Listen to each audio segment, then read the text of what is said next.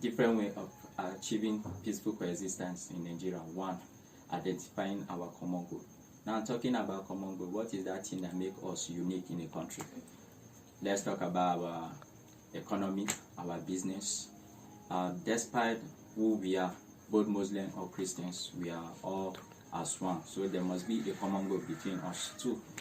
Secondly, coming to agreement. Now, knowing our common goal, we can come to agreement as one to achieve that goal. Because when we are separated, in every nation, when you are separated, you cannot achieve what you are already planned as citizens of the country. Three, learning to tolerate. Now, despite our differences, there is always a way to tolerate one another if we can learn it together as one. Four, loving.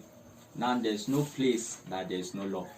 Once you have love in a country, in a society, there is always a unity that you can achieve, a peace that you can achieve, because both your religious background, both your family members, there's no peace, you cannot achieve anything.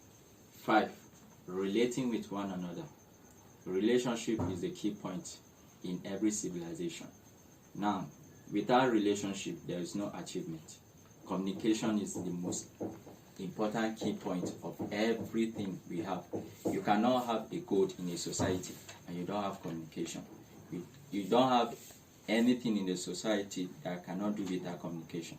So relationship, knowing your differences, knowing what your background is in different locations, you can communicate with anybody in the society. So relationship is one of the key points.